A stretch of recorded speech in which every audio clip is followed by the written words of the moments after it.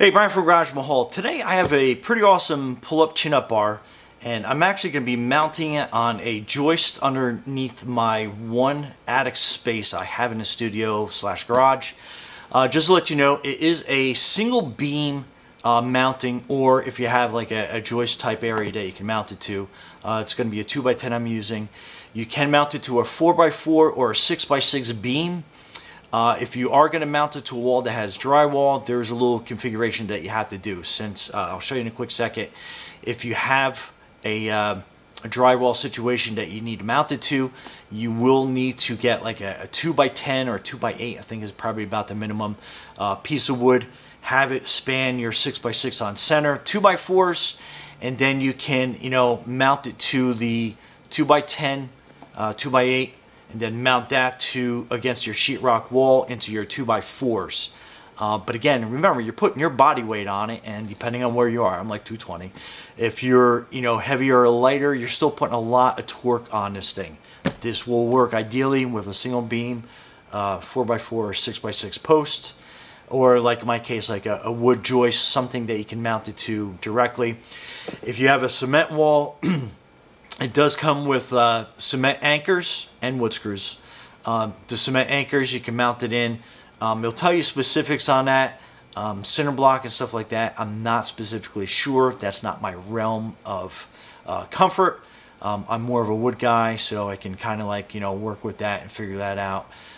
Just to kind of give you some quick tips and trips. Anyway, let's open up, see what we get. So inside, you can see right away, you have this mounting bar. I've actually had this out and I was examining it. I think in a lot of pictures it shows mounted this way. The correct orientation is actually this way, because this bottom is your support, because you're putting all the weight down on this. That weight will get transferred, just like an arch, transferred to this bottom piece. It does have 6 holes. Absolutely make sure that you are mounting all 6 screws into those holes. That is, first and foremost. You want the most safety possible. You don't want to be in the middle of a workout and then have, this thing kind of like pull out of the wall. You know what I mean? Anyway, so that is that. So you get a couple of sets of different bolts. This is the M86, M8 times 6 bolts. This is what is used to mount the bar to, I guess itself, to the bar to the mount, I guess is what you want. These are your wood screws. They're about 2 inches long, so it will go through like a joist completely all the way through the other side. If you got double joist like I do, that's ideal. Just kind of give you a heads up on that. These are your cement mounting screws. So basically it's an expansion screw, so if you're drilling into like a cement wall or something, this will expand behind it, and that will act as your screws for mounting there. And then we have your bar. Anyway, so that is everything that's in the box, safe and secure. Anyhow, let's get into mounting this, and I will show you exactly how I'm going to do it through a wood joist and everything, so you can mount it and use it safely. So stay tuned. Okay, so this is my attic area, and I basically, like I said, this is the outer beam, and it is 2x10, and it is, I have 2 of them stacked up, so it's about 3 inches thick. So these bolts that we have, it's not going to go all the way through on mine, but if you only had a single joist that you're drilling through, with some certainty it would go through to the other side. Just keep that in mind. And so I'm going to basically mount it again. This is how I'm mounting it, and I'm going to center it up on my joist, and I'm going to put it at the highest point just so I have the most floor level clearance possible. And then I'm basically going to drill in these bolts right into the joist itself, and I'm going to use a basically kind of like an impact gun. So that's going to be what you're using, and that is a 12mm head that you have on top of that. So let's get drilling.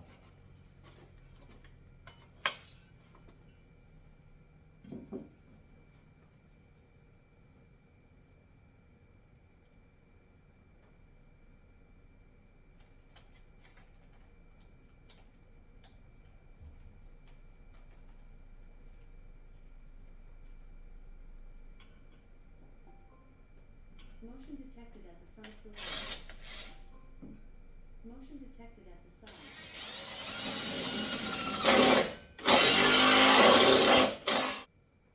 Okay, as I started drilling, I realized that it's really loud, so I got myself some hearing protection and also a level, because we want to make sure that we have this as level as we can. So let's just finish drilling this in a little bit further.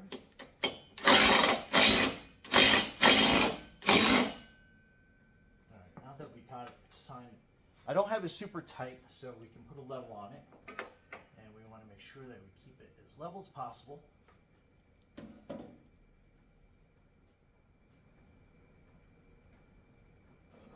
So that's pretty level.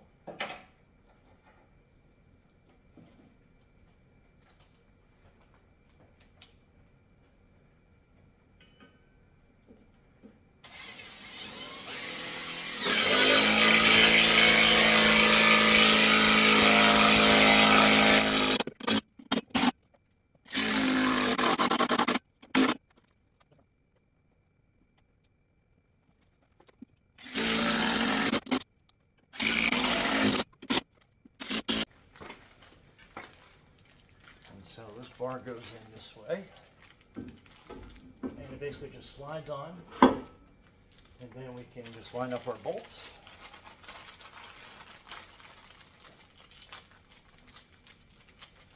And tighten these down with like a wrench or a socket.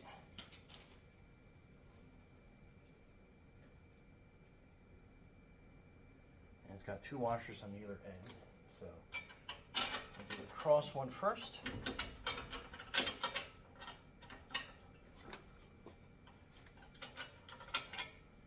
And that goes in nice and easy.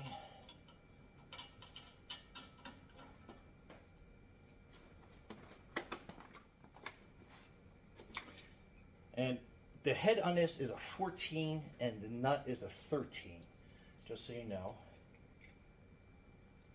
And this other one we'll put on the top part.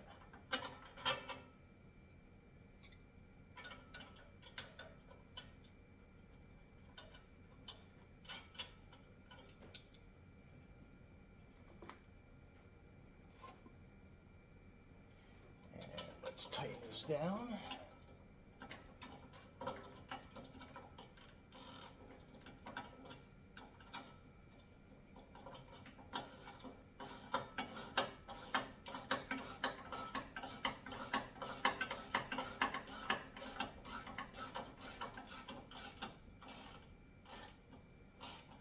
Make sure it's snug, because you don't want this coming loose on you, for sure.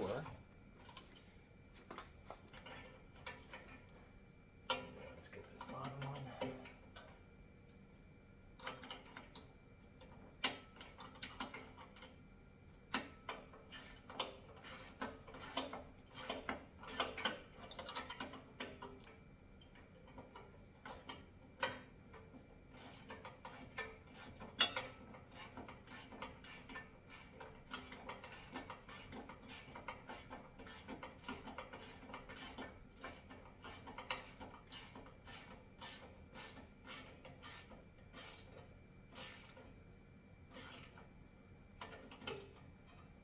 Okay. Slide these handles off the ends.